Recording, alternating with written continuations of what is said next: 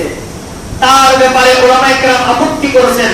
গতকালকেও যিনি পাঠ্যপুস্তক বোর্ডের চেয়ারম্যান আছেন, ওনার সাথে উলামায়ে কেরামের বৈঠক হয়েছে। আমরা আলটিমেটাম দিয়েছি যে নাস্তিকরা আমাদের ছেলে মেয়ে কি ঘটবে এটা নাস্তিকরা ঠিক করবে, এটা কি আমরা মেনে নিব? আমার ছেলে মেয়ে কি ঘটবে, যেহেতু আমরা সংখ্যাগরিষ্ঠ মুসলমান, এটা মুসলমানদের প্রতিনিধি উলামায়ে কেরাম ঠিক করবে। কথা বলেন ঠিক না? পাঠ্যপুস্তক সংশোধনের মধ্যে কোনো আলেম নাই, কোনো কি নাই বলেন? আচ্ছা, আলেম না থাকলে ইসলামের যে সমস্ত বিষয়গুলোতে আঘাত করা হয়েছে, ইসলামের যে সমস্ত বিষয়গুলোকে বিকৃতি করা হয়েছে, আলেম ছাড়া কেউ কি এগুলো বুঝবে বলেন? একজনকে রাখছে, তার নাম হচ্ছে আবু সাইদ। আবু সাইদ নামে এক ব্যক্তি আছে। এই ব্যক্তি বলে ইসলামে মানার মতো শুধু একটাই জিনিস আছে, সেটা হচ্ছে কোরআন। সেটা হচ্ছে কি? কোরআনের বাহিরে আমি আর কোনো কিছু মানতে রাজি নই। নাউজুবিল্লাহ বলেন। কেউ যদি কথা বলে যে আমি শুধু কোরআন মানি, হাদিস মানি না, তার ঈমান আছে? কথা বলি, ঈমান আছে? এই আবু সাইদ একজন মুরতাদ, যে হাদিস মানে না, তাকে রাখা হয়েছে ইসলামী বই সংশোধন করার জন্য। নাউজুবিল্লাহ বলেন। আমরা উলামায়ে কেরাম দাবি জানিয়েছি, প্রধান উপদেষ্টা বরাবর স্মারকলিপি দেওয়া হয়েছে, এ সমস্ত নাস্তিক মুরতাদেরা আমার আপনার ছেলে মেয়ে কি ঘটবে এটা তারা ঠিক করবে, এটা আমরা কোনোদিনও মেনে নিব না ইনশাআল্লাহ। তো বলতেছিলাম যে আজকে লালনবাদ শিক্ষা ঢুকানো হচ্ছে। লালনবাদ মানে হচ্ছে বৈরাগ্যবাদ। এগুলা মাজারে বসে বসে গাঁজা টানে, কোনো কি নেই। এই যে ইসলামের 5টা ফিতরত, 5টা সুন্নাত, এগুলোর একটাও তারা মানে না, এগুলো তারা অস্বীকার করে। অথচ আল্লাহ নবী এগুলো আমাদেরকে শিক্ষা দিয়ে গেছেন। খতনা করানো এটা সুন্নাত। ইব্রাহিম আলাইহিস সালাতু ওয়াস সালামের পর থেকে শুরু করে সমস্ত নবীরা খতনা করছেন। সমস্ত নবীরা কি করছেন? খতনা করছেন। আমাদের ইমাম শাফিঈ রাহমাতুল্লাহ আলাইহি ব্যতীত আর তিন মাযহাবে, হানাফি মাযহাব, মালিকি মাযহাব, শাফিঈ, হাম্বলি মাযহাব, এই তিন মাযহাবে খতনা করানো সুন্নতে মুআক্কাদা। সুন্নতে কি বলেন? মুআক্কাদা। খালি সুন্নাত না, সুন্নত মুআক্কাদা। এই সুন্নতটা ছেড়ে দিলে গুনাহ হবে। এই সুন্নাত ছেড়ে দিলে কি হবে? গুনাহ হবে। এটা সুন্নত মুআক্কাদা। খতনা কখন করাবে? বিভিন্ন জন বিভিন্ন মত দিয়েছেন। তবে আমাদের হানাফি মাযহাবে হলো বাচ্চারা যখন ছোট থাকে, 7 থেকে 8 বছর বয়স, 5 থেকে 6 বছর। আলহামদুলিল্লাহিল্লাযী জাআলা আশ-শামসা ওয়াল কামারা হিসবান ওয়ান নাজমা ওয়াশ-শাজারা ইয়াসজুদান ওয়া ফাদ্দালা জামানান আলা জামান কামা فضل مكانا على مكان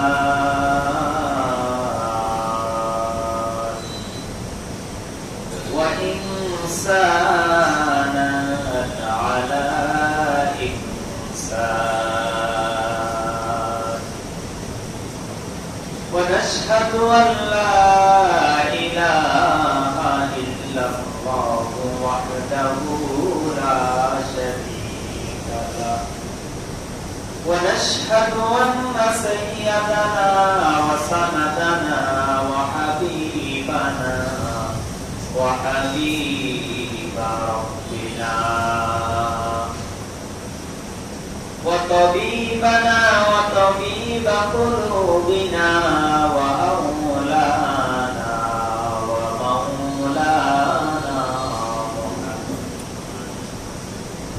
صلى الله تعالى عليه وعلى آله وأصحابه وأزواجه وبارك وسلم تسليما كثيرا كثيرا أما بعد فأعوذ بالله من الشيطان الرجيم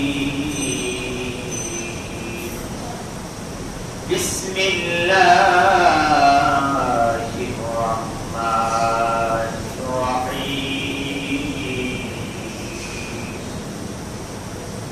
فقالوا ربنا إنا أطعنا سادتنا وكبراءنا فأضلونا السبيل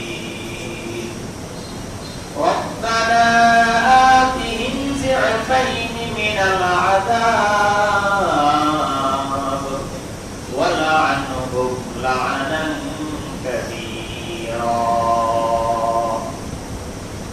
وعن أبي هريرة رضي الله تعالى عنه قال قال النبي صلى الله عليه وسلم الفطرة خمس أو خمس من الفطرة الختان والاستحداث ونتف الإبل وتقليم الأظفار وقص الشارب أو كما قال النبي عليه الصلاة والسلام صلى الله على نور كجوش نور عالم فيدا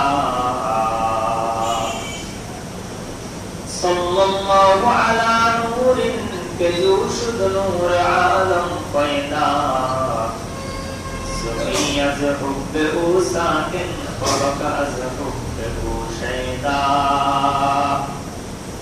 अगर नामे मोहम्मद नावरत सोफिए आदम न आदम या पिते तौबा ननु अज़कर के नजैना न अय्यूब अज़बला राहत न यूसुफ हशमतो जाहत न अय्यूब अज़बला राहत न यूसुफ हशमतो जाहत न ईसा आयत मसीह आदम न मूसा आयत यदे बैज़ा ला इलाहा इल्लल्लाह ला इलाहा इल्लल्लाह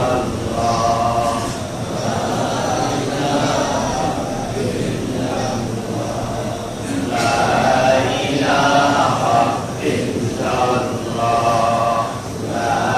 इलाहा इल्लल्लाह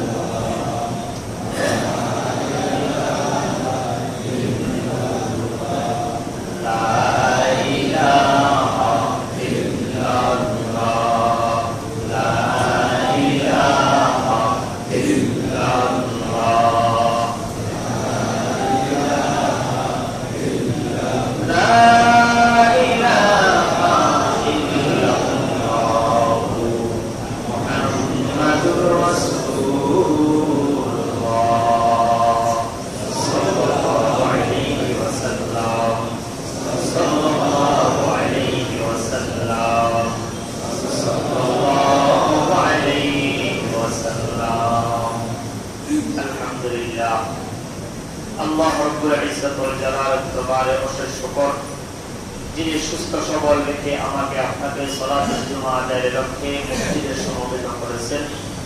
কালিমাতুশ শুকর আদায় করব আলহামদুলিল্লাহ। প্রিয় হাজিরিন, আমরা আলোচনা করতেছিলাম সন্তানের প্রতি মাতা পিতার পালনীয় কর্তব্য এবং দায়িত্ব সম্পর্কে। আজকে আমরা গুরুত্বপূর্ণ কয়েকটি দায়িত্ব নিয়ে আলোচনা করব।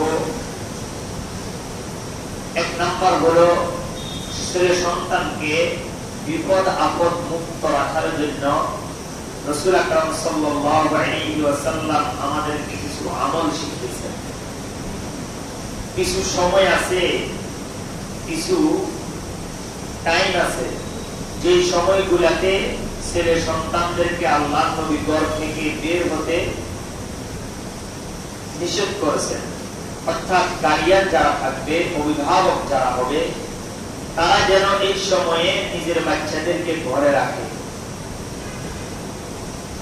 আমাদের ছোট বাচ্চা যারা, তারা যখন পর্যন্ত কোরআন তেলাওয়াত না শিখে, যতদিন পর্যন্ত তারা সূরাগুলা মুখস্থ করার মতো বয়সে উপনীত না হয়, এই সময় পর্যন্ত তারা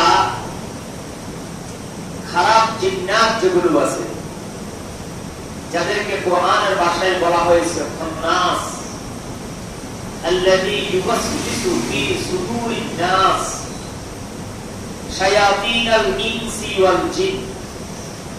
কোরআনের বিভিন্ন আয়াত দ্বারা এই কথা প্রমাণ হয়, এই কথা স্পষ্ট বোঝা যায় যে জিন্নাতের মধ্যে কিছু আছে যেগুলো মানুষের জন্য ক্ষতিকারক, যেগুলো মানুষের ক্ষতি করে। জিনদের পরিমাণ কত বেশি এটার হিসাব আল্লাহ পাক রব্বুল আলামিন ছাড়া কেউ জানে না। দুনিয়ার সব মানুষ, বর্তমানে পৃথিবীতে কত মানুষ আছে, এটা যদি বিশ্বব্যাপী একটা জরিপ হয়, এই জরিপের মাধ্যমে বের করা সম্ভব। তবে জিন্নাত কি পরিমাণে আছে এটা একমাত্র আল্লাহই ভালো জানে। উলামায়ে কেরাম কিতাবে লেখেন, পৃথিবীতে আমি আর আপনি যত খালি জায়গা দেখি, যেমন আমরা দেখতেছি মসজিদে আমরা বসা আছি, বাকিটা খালি জায়গা। উলামায়ে কেরাম বলেন যে কোন জায়গায় খালি নেই, সব জায়গাতেই জিন্নাতের অবস্থা। এবার হিসাব করেন জিন্নাতের পরিমাণ কত বেশি। এখানে ফিলহাল বর্তমানে অনেক জিন্নাত আছে যেগুলো আমাদেরকে দেখতেছে, আমাদের আলোচনা করতেছে। আমাদের ওস্তাদদের কাছেও জিন্নাতরা এসে ঘন্টা করতেন, ক্লাস নিতেন। বিভিন্ন মাদ্রাসায় জিন্নাতেরা ভিন্ন পরিচয় দিয়ে ভর্তি হয়ে পড়ালেখা করে, এগুলো প্রমাণিত, গল্প গুজব নয়। তো জিনদের মধ্যে ভালো আছে, খারাপও আছে। এখন খারাপ জিন্নাত থেকে বাঁচার জন্য ছোট যে বাচ্চা অবুঝ, এখনো কোরআন তেলাওয়াত শিখে নাই, ও বাচ্চা তো নিজের শরীরকে বাঁচাতে পারবে না, রক্ষা করতে পারবে না। এই কারণে যারা মাতা পিতা হবে তাদের দায়িত্ব হলো তারা যেন ছেলে মেয়েদেরকে কোরআন তেলাওয়াত করে, আয়াতুল কুরসি পড়ে, 4 কুল পড়ে, বা যে সমস্ত ফজিলতের আয়াতগুলো আছে এগুলা পড়ে তাদের গায়ের মধ্যে যেন দম করে। দম করে মানে ফু দেয়। বাচ্চারা অনেক সময় ঘুমের মধ্যে ভয় পায়, অনেকে আমাদের কাছে আসে, বাচ্চা নিয়ে আসে, পানি পড়ার জন্য আসে, তেল পড়ার জন্য আসে। আসলে ভাই এটা আমাদের থেকে নিতে হবে এমন কোন বাধ্যবাধকতা নাই। যদি আপনি সহি শুদ্ধভাবে সঠিক নিয়মে কোরআন তেলাওয়াত করতে জানেন, আপনিও আয়াতুল কুরসি পড়ে, 4 কুল পড়ে, সূরা ফাতিহা পড়ে, আয়াতে শিফা পড়ে, আয়াতে সালাম পড়ে, আপনিও যদি পানি এবং তেলে দম করেন, এটা ছোট বাচ্চাদেরকে ব্যবহার করেন, এর মধ্যেই কোরআনের উসিলায় আল্লাহ তাকে খারাপ জিন্নাত থেকে হেফাজত করবেন। অনেকে জানে না, বিদায় আমাদের কাছে আসে। এই আমলটা আমরা করব যাতে করে আমাদের ছেলে মেয়েগুলা জিন্নাতের আসর থেকে বেঁচে থাকতে পারে। কিছু সময় আছে রাসূল আকরাম হাদিসের মধ্যে বলেছেন, যেমন বুখারী শরীফের মধ্যে এই riwayatটা আছে, আল্লাহ নবী সাল্লাল্লাহু আলাইহি ওয়াসাল্লাম বলেন যে যখন সন্ধ্যা হবে, রাসূল বলেন ইজা কানা জুমআল লাইলি আও আমসাইতুম ফাকুফু সিবিয়ানাকুম, যখন রাত্রির আগমন হয় অথবা রাত্রি যখন চলে আসে, সন্ধ্যা যখন ঘনিয়ে আসে, তোমরা তোমাদের ছেলেগুলোকে বাইরে যেতে দিও না। বা ইন্নাশ শায়াতিনা তানতাশিরু হিনা ইযিন, কেননা ওই সময়ের মধ্যে শয়তানগুলা দুনিয়ার মধ্যে ছড়িয়ে পড়ে, দুনিয়ার মধ্যে তাদের বিচরণ বেড়ে যায়। ওয়াযকুরু ইসমাল্লাহি আলাইহি, তখন তোমাদের ফাইদা যাহাবা সাআতুম মিনাল লাইল, যখন রাতের কিছু অংশ চলে যাবে, অর্থাৎ সন্ধ্যা হওয়ার পরে একেবারে সূর্য যখন ডুবে, সন্ধ্যা যখন আগমন করে, ওই সময়ে তোমরা একটু তৎপর থাকো, একটু সজাগ থাকো। যখন 1-1.5 ঘন্টা চলে যাবে, আবার তোমরা বিপদ মুক্ত হয়ে যাবে। ফাইদা যাহাবা সাআতুম মিনাল লাইল ফাখাল্লুহু, রাতের কিছু অংশ চলে যাওয়ার পরে এবার তাদেরকে ছেড়ে দাও, এবার তারা যেতে পারবে। আমাদের বাড়ির মুরব্বীরা দাদা-দাদিরা বলতো যে সন্ধ্যা হলে দরজা জানালা বন্ধ করে দাও, আজানের সময় দরজা জানালা বন্ধ রাখো, ছোট বাচ্চা যারা বাহিরে আছে তাদেরকে ঘরে ঢুকিয়ে দাও। এটা হাদিসের বাক্য, এটা হাদিসে আছে। মহিলারা তো অনেক কথা বলে, সব কথা বিশ্বাস করা যাবে না, তবে যেগুলো হাদিসে আছে এগুলোর উপরে আমল করা জরুরি। কি বলে ঠিক কিনা?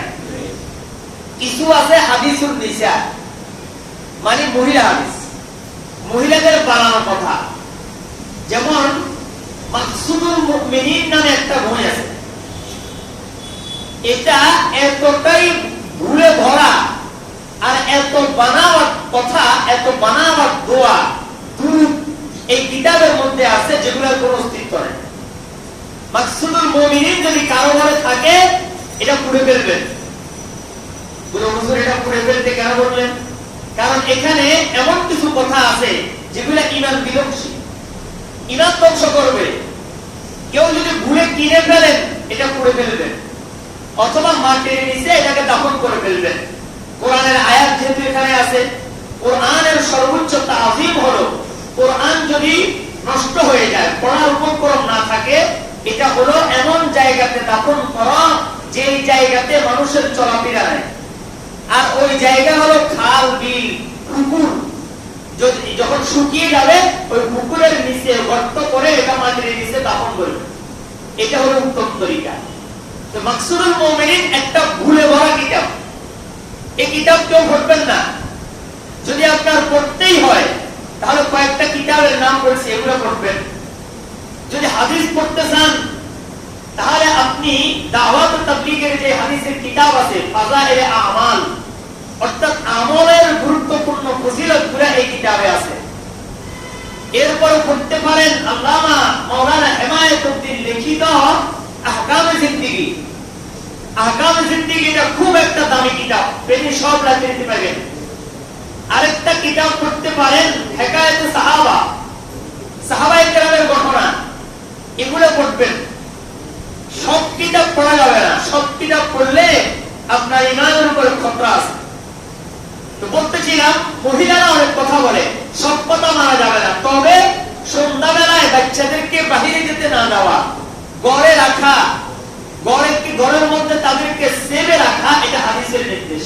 এই হাদিসের উপরে আমল করবেন, তাহলে বাচ্চারা খারাপ চিন্তার থেকে বেঁচে থাকবে। এরপরে আসেন ছেলে সন্তানের প্রতি আমার আপনার আরেকটা দায়িত্ব আর কর্তব্য হলো তাদেরকে খতনা করানো। কি করানো ভাই? খতনা করানো, যেটাকে আমাদের ভাষায় আমরা বলি মুসলমানি করানো। মুসলমানি করানো এটা একটা সুন্নত। এটা কোথা থেকে এসেছে? পয়গম্বর হযরত ইব্রাহিম আলাইহিস সালাতু ওয়াস সালাম পৃথিবীর বুকে সর্বপ্রথম আল্লাহ পাকের আদেশে খতনা করেছেন।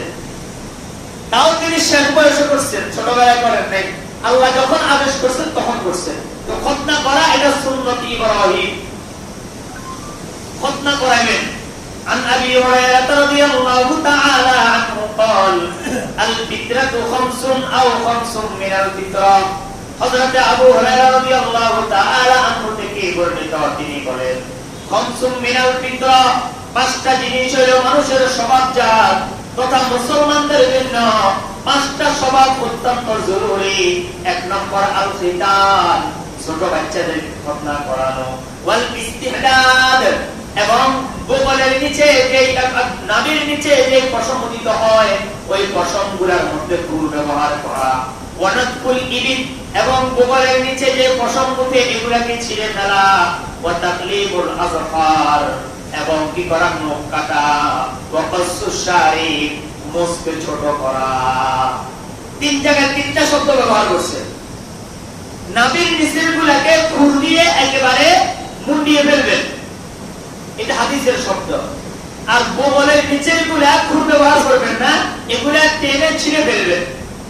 আর মুছকে ছোট করবেন, এটা হচ্ছে সর্বোত্তম। এভাবে হাদিস।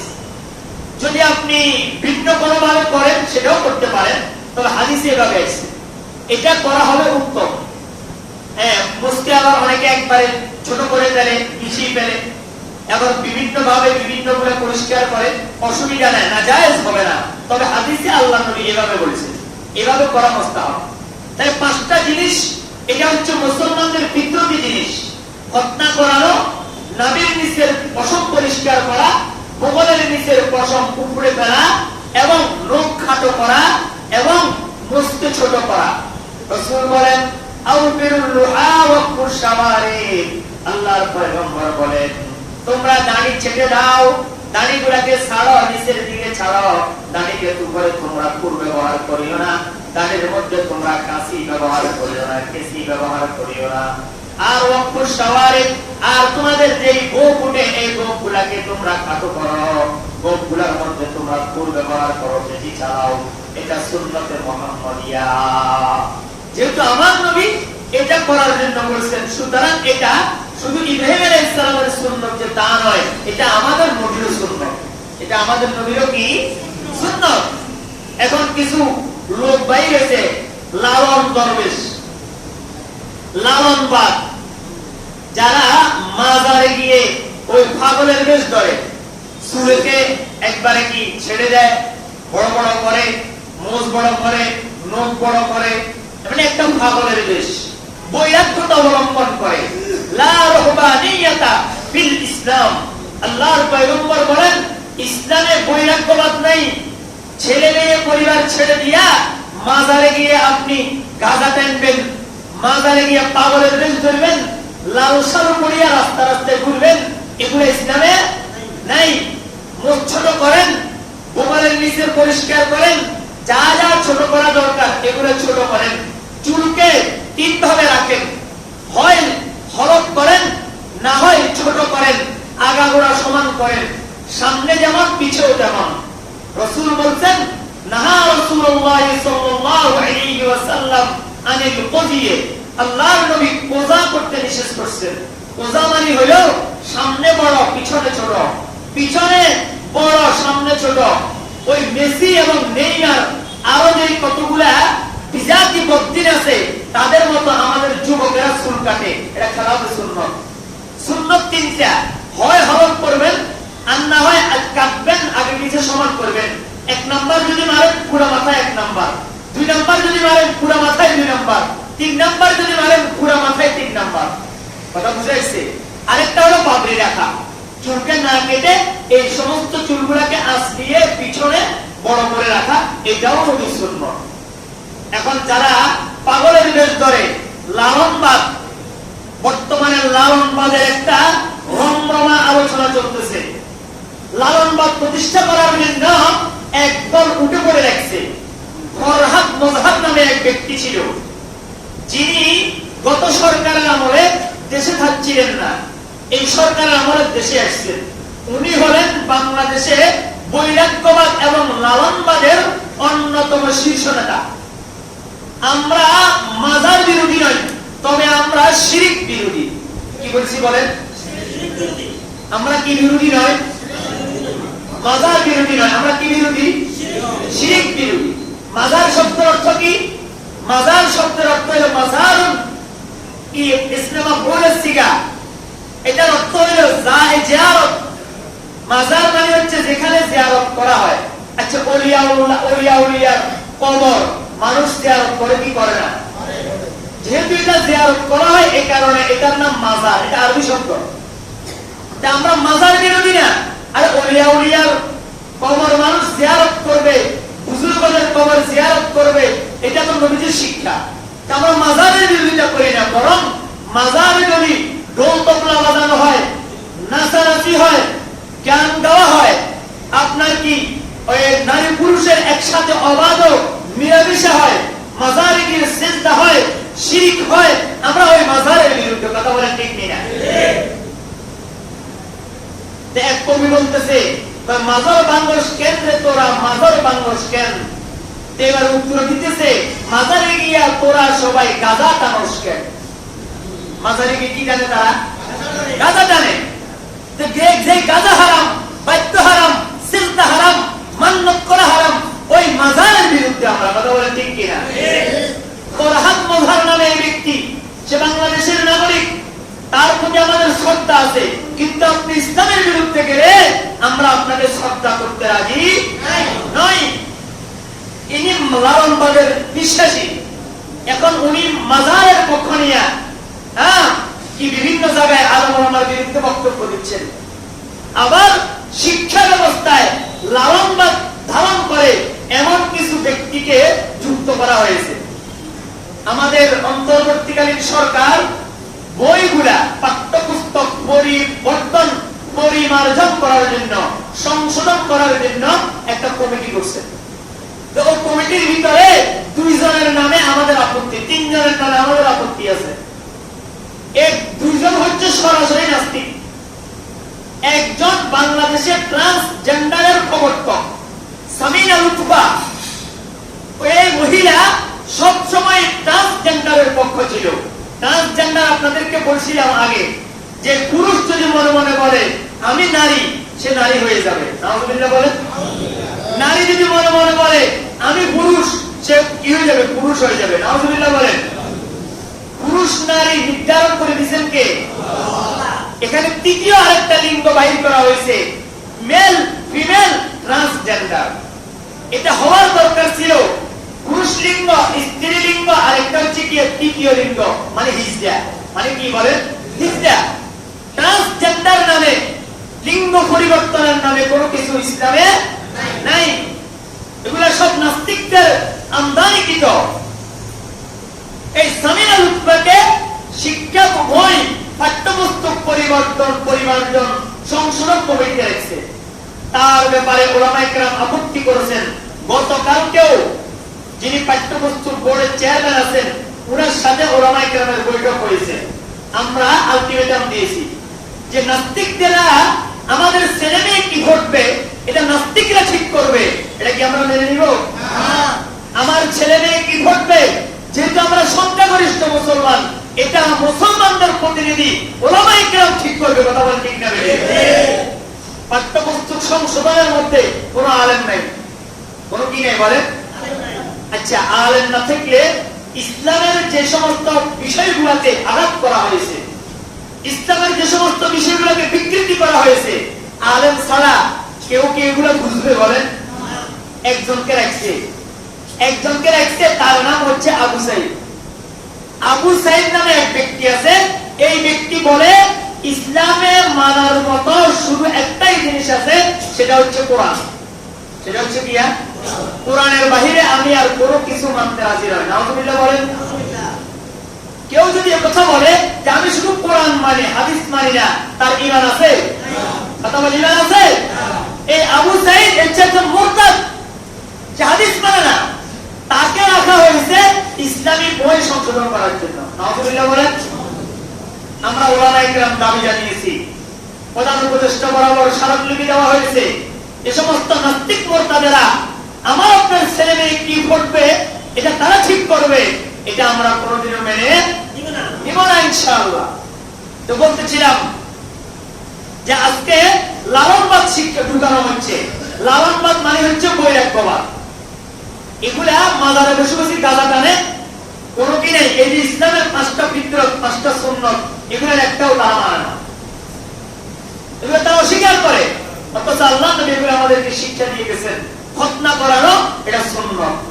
ইব্রাহিম আলাইহিস সালাতু ওয়াস সালামের পর থেকে শুরু করে সমস্ত নবীরা খতনা করছেন। সমস্ত নবীরা কি করছেন? খতনা করছেন।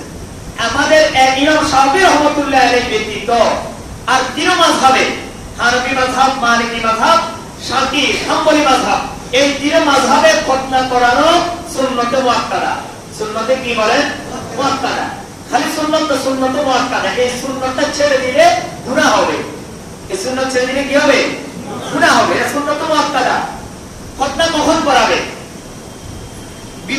বিভিন্ন মত দিয়েছেন। তবে আমাদের হানাফি মাযহাবে হলো বাচ্চারা যখন ছোট থাকে, 7 থেকে 8 বছর বয়স, 5 থেকে 6 বছর বয়সের মধ্যে বাচ্চাদেরকে খতনা করে নেওয়া উত্তম, এর চেয়ে দেরি না করা। যেহেতু 7 বছর বয়সে তাদেরকে নামাজের তালিম দেওয়ার জন্য বলা হয়েছে। খতনা না করানো হলে ওই বাড়তি চামড়ার মধ্যে প্রস্রাব জমে থাকে, আর প্রস্রাব জমে থাকার কারণে ওই প্রস্রাবগুলো জামাতে লাগে। এখন বাচ্চা যদি নামাজ পড়তে যায়, এই জামাটা কি পাক না পাক? না পাক। এই কারণে 7 বছরের মধ্যে খতনা করাবেন। যদি আরো আগে পারেন আরো ভালো, আরো আগে পারলে আরো ভালো। ইমাম শাফি রাহমাতুল্লাহের মাযহাবে প্রথম সপ্তাহে খতনা করানো মুস্তাহাব। অন্যান্য মাযহাবে এটা ছেড়ে দিয়েছেন বয়সের উপর। আরব দেশে নাকি আমরা শুনছি যে আরব দেশে নাকি বাচ্চারা দুনিয়াতে আসার পরে 2-3 দিনের মধ্যে তারা খতনা করে ফেলে। তো যখনই শুরু করে ফেলবেন, এটা সুন্নতে মুহাম্মদিয়া এবং সুন্নতে ইব্রাহিম। এই গেল একটা। এরপরে আসেন বাচ্চাদেরকে আমরা বাচ্চারা যখন বড় হবে, এই বাচ্চাদেরকে আমরা শাসন করি। আমরা কি করি ভাই? শাসন করি। শাসন করার ক্ষেত্রে রাসূল আকরাম আমাদেরকে কিছু নির্দেশ দিয়েছেন। আল্লাহর পয়গম্বর সাল্লাল্লাহু আলাইহি ওয়াসাল্লামের হাদিসে এসেছে, আল্লাহ নবী সাল্লাল্লাহু আলাইহি ওয়াসাল্লাম এক সাহাবীকে, হযরত জাবির ইবনে আব্দুল্লাহকে কি করছেন? একজন গোলাম দিয়েছেন। গোলাম দেওয়ার পর রাসূল বলেছেন, তুমি তাকে প্রহার করিও না, কেননা সে নামাজ পড়ে। আর আমাকে যারা নামাজি তাদেরকে প্রহার করতে নিষেধ করা হয়েছে। আল্লাহর নবী এভাবে করে প্রহার করতে নিষেধ করছেন।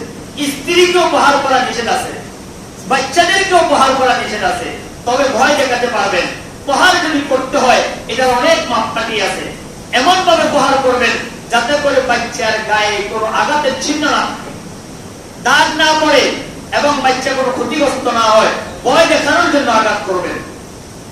এবং রাসূল আকরাম সাল্লাল্লাহু আলাইহি ওয়াসাল্লাম বলেছেন যে তোমরা যখন তোমাদের কাউকে তোমরা মারবে, আন আবি হুরায়রা রাদিয়াল্লাহু তাআলা আনহু আনিন নবী সাল্লাল্লাহু আলাইহি ওয়াসাল্লাম قال ইযা যারাবা আহাদুকুম ফালইয়াত্তাকিল ওয়াজহা। আল্লাহর নবী বলেন, যখন তোমাদের কেউ সন্তানকে আঘাত করবে, সন্তানকে ভয় দেখানোর জন্য তোমরা প্রহার করবে। ফালইয়াত্তাকিল ওয়াজহা, সাবধান, তোমরা তাদের চেহারার উপরে আঘাত করিও না। এরপর রাসূল আবার শিখিয়ে দিয়েছেন, আল্লিকুস সাউতা হাইসু ইয়ারাহু আহলুল বাইত। আল্লাহর পয়গম্বর বলেন, বাচ্চাদেরকে তোমরা যতটুকু আঘাত করবে তার চেয়েও বেশি তোমরা বাচ্চাদেরকে ভয় দেখাবে। বাচ্চাদেরকে ভয় দেখাবে বেশি, তবে আঘাত করবে কম, মারপিট তোমরা তাদেরকে কম করবা। রাসূল বলেন, তোমরা ঘরের এমন একটা জায়গাতে একটা ব্যাগ ঝুলিয়ে রাখো। আল্লিকুস সাউতা, ঘরের এমন একটা জায়গাতে তোমরা ব্যাগ ঝুলিয়ে রাখো।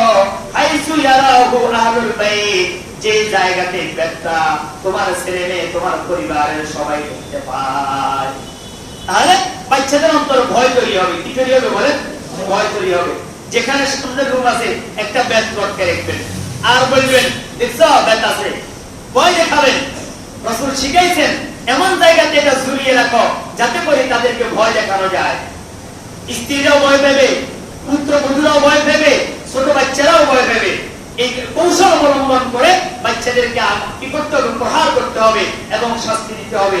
কঠিনভাবে আপনি শাস্তি দিয়ে তাকে আপনি ধ্বংস করে ফেলবেন, ক্ষতিগ্রস্ত করে ফেলবেন, আঘাতগ্রস্ত করবেন, এটা করা যাবে না। এরপরে রাসূল আকরাম আমাদেরকে শিখাইছেন, তোমরা ছেলে সন্তানদের সাথে বসে বসে গল্প করিবা, সুন্দর সুন্দর তোমরা তাদের সাথে কথা বলবা, নবী রাসূলদের গল্পগুলো তোমরা তাদেরকে শোনাইবা। কোরআনের মধ্যে নবী রাসূলের গল্প আছে না নাই? আছে। এই গল্পগুলো তাদেরকে শোনাবেন। হাদিসের মধ্যে সাহাবায়ে কেরামের গল্প আছে, হাদিস হিকায়াতুস সাহাবা নামে কিতাব আছে, সাহাবায়ে কেরামের ঘটনা। এগুলো নিজে পড়বেন, পড়ে বাচ্চাদেরকে শোনাবেন।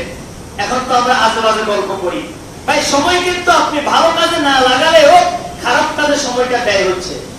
আপনি যদি বাচ্চাদেরকে একটু সময় দেন, একটু গল্প গুজব শোনান, যে অমুক সাহাবী ছিল, হযরত আবু বকরের গল্প, হযরত ওমর, ওসমান, আলী রাদিয়াল্লাহু তাআলা আনহুর গল্প আপনি শোনান, তাহলে তারা মোবাইল নিয়ে ব্যস্ত হবে না। এখন তো আমাদের বাচ্চারা গল্প দেখে, তবে মোবাইলে দেখে। কার্টুনগুলো কি গল্প আকারে সাজায়। ওই আপনার কি কুমির, সাপ, বাঘ, ভাল্লুক, এগুলো কি বিভিন্ন গল্প সাজায়। শিয়াল মোরগের গল্প, এগুলো আমাদের বাচ্চারা দেখে দেখে সময় নষ্ট করে। ওই গল্পগুলো আপনি সঠিক গল্পগুলা, ইসলামের অতীতের গল্পগুলা আপনি বাচ্চাদের সাথে শেয়ার করবেন। এরপর রাসূল আমাদেরকে শিখাইছেন বাচ্চাদের সাথে মাঝে মাঝে হাসি মজাক করা। কি করা বলেন? হাসি মজাক করা। মিথ্যা কৌতুক নয়, বাস্তব কিছু কৌতুক তাদের সাথে করা, তাদের সাথে হাসি মজাক করা, এটা আল্লাহর নবী শিখাইছেন। এরপর রাসূল আমাদেরকে শিখাইছেন বাচ্চাদেরকে তোমরা সালাম দাও। বাচ্চাদেরকে তোমরা কি দাও? সালাম দাও। কেন সালাম দিবা? শিক্ষা দেওয়ার জন্য। আনাস ইবনে মালিক রাদিয়াল্লাহু তাআলা আনহু, হযরত আনাস ইবনে মালিক থেকে বর্ণিত আন্নাহু মাররা আলা সিবিয়ানিন, হযরত আনাস বলেন আল্লাহর পয়গম্বর কতগুলো বাচ্চার পাশ দিয়ে হেঁটে যাইতেছেন, ফাসাল্লামা আলাইহিম, এরপরে আল্লাহর নবী ওই বাচ্চাদেরকে দেখিয়া তাদেরকে সালাম দিয়েছেন। ওয়াকালা কানা নবী সাল্লাল্লাহু আলাইহি ওয়াসাল্লাম ইয়াফালুহু, এবং তিনি বলেন আল্লাহর নবী যখন কোন বাচ্চাদের পাশে দিয়ে হাঁটে যাইতেন তখন তিনি ওই বাচ্চাদেরকে সালাম দিতেন শিক্ষা দেওয়ার জন্য। কি দেওয়ার জন্য বলেন? শিক্ষা দেওয়ার জন্য। বাচ্চারা সালাম শিখবে কিভাবে? আপনি ঘরে প্রবেশ করে সালাম দেন। ছোট বাচ্চা যে সালাম উচ্চারণ করতে পারে না, আপনি তাকে সালাম দেন, সে শুনতে শুনতে আস্তে আস্তে সালামটা শিখবে। ঠিক আছে ভাই? আমরা এগুলো অবলম্বন করি না। আমরা বাচ্চাদেরকে সালাম দিই না, ঘরে ঢুকে সালাম দিবেন, এটা আল্লাহর নবীর সুন্নাত, সাহাবায়ে কেরামের সুন্নাত। নবীজি এই আমলগুলো করতেন, আমরা ওই আমলগুলো করব, বলেন না ইনশাআল্লাহ। এরপরে সন্তানদেরকে বড়দের সাথে কিভাবে ব্যবহার করতে হয় এটা আপনি শিখাবেন। সবগুলো হাদিসে আছে, হাদিসগুলো আমি পড়ছি না। বড়দের সাথে কিভাবে কথা বলতে হবে আপনি এটা শিখাবেন। আপনি বলে দিবেন এটা তোমার চাচা, এটা তোমার জেঠা, এটা তোমার বড় ভাই, এটা তোমার ফুফু, এটা তোমার ফুফা, তাদেরকে সালাম দিবা, এভাবে সম্বোধন করবা। এগুলো শিখাবে কে? মা বাবা শিখাবে। মা বাবা এগুলো তালিম দিবে। এখন তো আমাদের এই কিরা, আমাদের পুত্রবধূরা, আমাদের ঘরের বউয়েরা, আমাদের ওই কি আপনার ননদ এবং যারা কি আছে ননসাদ আছে, তাদেরকে দেখতে পারে না। এই কারণে ওদের সাথে ভালো ব্যবহার করো, তার ছেলে মেয়ে এটাও এরা চায় না। ইচ্ছাকৃত ভাবে তাদেরকে দূরে রাখা হয়, আছে না নাই? এগুলো শিক্ষা দিতে হবে। চাচাদেরকে সম্মান করা, জেঠাকে সম্মান করা, বাড়ির মুরব্বীদেরকে সম্মান করা, এগুলো মাতা পিতা শিক্ষা দিবেন। আল্লাহ নবী এগুলো আমাদেরকে বলে গেছেন। বড়দের সাথে আচার ব্যবহার কিভাবে করতে হয়, বড়দেরকে দেখলে দাঁড়িয়ে যাওয়া, বড়দেরকে দেখলে আসন ছেড়ে যাওয়া, বড়দেরকে দেখলে রাস্তার থেকে কি এক পাশে যাওয়া, এগুলো আল্লাহ নবী শিখাইছেন। আজকে তো সমাজে এগুলো নাই, এবার আসেনি। এখন তো সমাজে আছে কিশোর জ্ঞান। কি আছে ভাই বলে? কিশোর জ্ঞান। এই কিশোর জ্ঞানে সব খাইছে। নেতারা মঞ্চে উঠে বক্তব্য দেয় মাদকের বিরুদ্ধে জিরো টলারেন্স। ওই মঞ্চে উঠার আগেও উনি এক বোতল খাইছে। কি বলে? বাস্তব না বাস্তব? বক্তব্য দেয় কিশোর জ্ঞান নির্মূল করতে হবে, পাড়ায় পাড়ায় মহল্লায় মহল্লায় তাদেরকে প্রতিরোধ করতে হবে। বাস্তবভাবে আপনি খোঁজ নিয়ে রাখেন, সামনে যেগুলো আছে এই সবগুলো কিশোর জ্ঞান। কথা কয় না? হাসান আলী স্যার, বর্তমানে যে নষ্ট রাজনীতি, কোন ভালো ফ্যামিলির ছেলে এই নষ্ট রাজনীতি করে না। কিশোর জ্ঞান যারা, ওরাই ওই নষ্ট রাজনীতি করে, ওরাই তাদের মিছিলে যায়। কথা বলে ঠিক না বেটি? এটাই সমাজের বাস্তবতা, এটাই আমরা দেখতেছি। সমাজ থেকে শিষ্টাচার, আদব, কি বড়দের সম্মান কিছু নাই, সব উঠে গেছে। ছেলে মেয়েদেরকে ধ্বংস করে দেওয়া হয়েছে। রাস্তায় রাস্তায় ছেলেরা আড্ডা দেয়, ছোট বাচ্চাদের কিশোর জ্ঞানের বয়ে মুরব্বীরা এখন দোকানে যায় না। কি বলে? সত্য না মিথ্যা? মান সম্মানের ব্যাপার, কে যাবো এই জন্য ঝগড়া করতে। মুরব্বীদেরকে যখন বলা হয় এদেরকে ডাক দেন না কেন, তা আমি যদি ডাক দিই এরা আমারও নিতে পারব, তার দরকার আছে না? কি বলেন? এই অবস্থা আমাদের সমাজে আছে না নাই?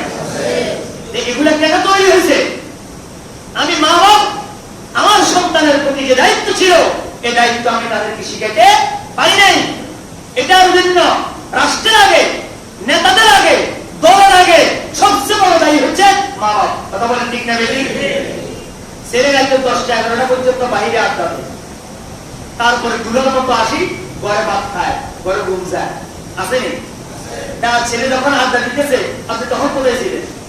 যেখানে আড্ডা দিতেছে ওখান থেকে ধরে নিয়ে আসেন, নিয়ে আসে প্রহার করেন, আদব মানে শিক্ষা দেন। শুধু আমরা দলের দোষ দিই, নেতাদের দোষ দিই, নেতারা পড়ায় খারাপ করিয়া গেছে। আপনি কি করছেন? আপনি কি করছেন মিয়া? খালি নেতার দোষ দেন, দলের দোষ দেন। আপনি তো আপনার ছেলেকে নিয়ন্ত্রণ করতে পারেন না। আমি যদি আমার ছেলেকে নিয়ন্ত্রণ করি, আপনি যদি আপনার ছেলেকে নিয়ন্ত্রণ করি, এই সমাজে কিশোর জ্ঞান থাকে? থাকে না। রাসূলের তালিমগুলো আজকে আমাদের সমাজের মধ্যে নেই। রাসূলের আদর্শ মোতাবেক যদি আমরা আমাদের ছেলে সন্তান লালন পালন করি, ইনশাআল্লাহ এই সমাজে কোনো বহানা থাকবে না, কোনো কিশোর জ্ঞান থাকবে না। আমরা তো আমাদের দায়িত্ব পালন করি না, শুধু নেতাদের দোষ দিয়ে আমরা দায়িত্ব কি করতেছি? এ করতেছি। আচ্ছা যাক, এরপরে বলতেছিলাম, এরপরে ছোট বাচ্চারা যখন বড় হবে এবার এই বড় হলে ছেলে মেয়েদেরকে আপনি কি করবেন? হ্যাঁ, তাদেরকে বিবাহের যখন উপযুক্ত হবে, প্রাপ্তবয়স্ক হবে, এখন এবারে তাদেরকে বিবাহ দেওয়ার জন্য চিন্তা বিক্রি করবেন। আজকে ব্রিটিশরা পুরা বিশ্বব্যাপী, ইহুদি খ্রিস্টানরা বিশ্বব্যাপী একটা আইন করে ফেলছে। জাতিসংঘ আইন করে, ওখানে বসে বসে আইন পাস করে, আর আমরা এই আইনগুলো বাস্তবায়ন করি। কি? বাল্য বিবাহ বন্ধ করতে হবে। নাউজুবিল্লাহ বলেন। এত জোরে নাউজুবিল্লাহ, আরো জোরে বলেন নাউজুবিল্লাহ। বাল্য বিবাহ বলতে কোনো বিবাহ নাই। যদি আমাকে রাষ্ট্রদ্রোহী মামলা দেওয়া হয়, তারপর আমি বলবো বাল্য বিবাহ কিসের? আবার বিবাহের উপযুক্ত হয়েছে, প্রাপ্তবয়স্ক হয়েছে, রাসূল বলেন বিবাহ দিয়ে দাও। আবার আপনি বাইরে করছেন কি বাল্য বিবাহ? কিসের বাল্য বিবাহ? বাল্য বিবাহের বিরুদ্ধে কথা বলেন, কিন্তু বাল্য প্রেম, বাল্য যৌনাচার, বাল্য অবাধ মেলামেশা এটা তো বন্ধ করতে পারেন না। পারছে? তাহলে বাল্য প্রেমের বিরুদ্ধে আপনার কি? বাল্য বিবাহ হইলে ইউনুস সাহেব ওখানে যাই জরিমানা করতেছে। আপনার ক্ষমতা আপনি ওখানে দেখান, কিন্তু ফাঁকে যখন ছেলে মেয়ে একসাথে অবাধ মেলামেশা করে, তখন আপনার জরিমানা কোথায় যাবে? তখন ওখানে যেতে পারেন না। বাল্য প্রেম সমাজে চলে, বাল্য যৌনাচার সমাজে চলে, বাল্য অবাধ মেলামেশা সমাজে চলে। আর এটার থেকে বাঁচার উপায় হলো কি? ছেলে মেয়েরা যখন প্রাপ্তবয়স্ক হবে, সাথে সাথে তাদেরকে বিবাহ দিয়ে দাও। তাদেরকে কি দিয়ে দাও? বিবাহ দিয়ে দাও। এগুলো সব ব্রিটিশরা আমাদের সমাজকে নষ্ট করার জন্য এই আইনগুলো করে গেছে, আর আমরা ওই আইনগুলো বাস্তবায়ন করি। ইনশাআল্লাহ কোরআনী শাসন যদি আসে, এই সমস্ত আইন থাকবে না। কোরআনী শাসন কায়েম হলে তখন আইন হয়ে যাবে যে ছেলে মেয়ে বিবাহের উপযুক্ত হয়েছে, বিবাহ দিয়ে দাও। প্রাপ্তবয়স্ক হয়েছে, তার যৌন চাহিদা আছে, আপনি মাতা পিতা সবকিছু বুঝেন, আপনার ছেলের বিবাহের দরকার, কিন্তু আপনি নানা অজুহাতে এই বিবাহকে আপনি তার বাহানা করে ঘোরান। ছেলের কর্ম নাই, ছেলে বেকার, কি খাওয়াবে? আর ভাই যখন সে বিবাহ করে চলে আসবে, তখন কি খাওয়াবে তার চিন্তা সেই করবে।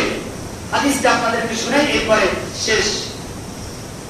আমি সাঈদ ইবনে আব্বাস, হযরত আবু সাঈদ খুদরি এবং ইবনে আব্বাস থেকে বর্ণিত, ক্বালা, তারা দুজনে বলেন, ক্বালা রাসূলুল্লাহ সাল্লাল্লাহু আলাইহি ওয়াসাল্লাম, আল্লাহর পয়গম্বর বলেন, মান উলিদা লাহু ওয়ালাদুন, যে ব্যক্তির জন্য কোন সন্তান হবে, ফালইউহসিন ইসমা, সেই যেন তার সন্তানের জন্য একটা সুন্দর নাম রাখে, ওয়া আদাবাহু ইদা বালাগা, এবং সে যখন প্রাপ্তবয়স্ক হবে এবং তাকে যেন আদব শিক্ষা দেয়, ওয়া ইদা বালাগা ফালইউযাওবিজহু, সে যখন প্রাপ্তবয়স্ক হয়ে যাবে অবশ্যই যেন তাকে বিবাহের ব্যবস্থা করে। ফাইন বালাগা, ছেলে মেয়ে প্রাপ্তবয়স্ক হয়ে গেছে, ওয়ালাম ইউযাওবিজহু, কিন্তু মাতা পিতা ছেলে মেয়ের বিবাহের ব্যবস্থা করে নাই, ফাআসাবা ইসমান, ওই ছেলে মেয়ে জেনাবে বিচার যেটা করবে, গুনাহ যেটা করবে, চোখের গুনাহ করবে, মোবাইলের গুনাহ করবে, অবৈধ প্রেমের গুনাহ করবে, অবৈধ মেলামেশার গুনাহ করবে, অবৈধ যৌনাচারের গুনাহ করবে, ফাইন্নামা ইসমুহু আলা আবিহি, ওই গুনাহটা সর্বপ্রথম তার মাতা পিতার আমলনামায় লেখা হবে। বলেন নাউজুবিল্লাহ। এবার আপনারা সিদ্ধান্ত নেন, আপনারা কি করবেন? আপনারা কি ওই সরকারের বাল্য বিবাহের জন্য বসে দেখবেন, নাকি ছেলে মেয়ে উপযুক্ত হলে বিবাহ দিয়ে দিবেন? সিদ্ধান্ত আপনাদের। সরকারে আইন করছে 18 বছরের আগে বিবাহ দেওয়া যাবে না, তো দেওয়া যাবে 16 বছর হইলে কোর্ট এফিডেভিট করে বিবাহ দিতে হবে। তো কোর্ট এফিডেভিট করে হোক, যেভাবে হোক, ছেলে মেয়েকে গুনাহ থেকে বাঁচানো এটা আপনাদের দায়িত্ব। কার দায়িত্ব বলেন? মাতা পিতার দায়িত্ব। যদি মাতা পিতার দায়িত্ব পালন না করে, হাসরের ময়দানে দেখবেন, সেদিন বুঝবেন আপনি কি ভুল করছেন। আল্লাহ পাক আমাদের গার্ডিয়ানদেরকে সঠিক বুঝ দান করেন। বলেন আমিন। সমাজটা যেন ব্যভিচার মুক্ত হয়, সমাজটা যেন অবৈধ প্রেম প্রীতি, অবৈধ যৌনাচার মুক্ত হয়, এই জন্য যেন আমরা গার্ডিয়ানরা সচেতন হই। ছেলে মেয়েরা প্রাপ্তবয়স্ক হলে যেন আমরা তাদের হকটা আদায় করতে পারি। আল্লাহ পাক আমাদেরকে সেই হিম্মত এবং তৌফিক দান করেন। বলেন আমিন। ওয়া মা তাওফীকি ইল্লা বিল্লাহ। যারা কবুল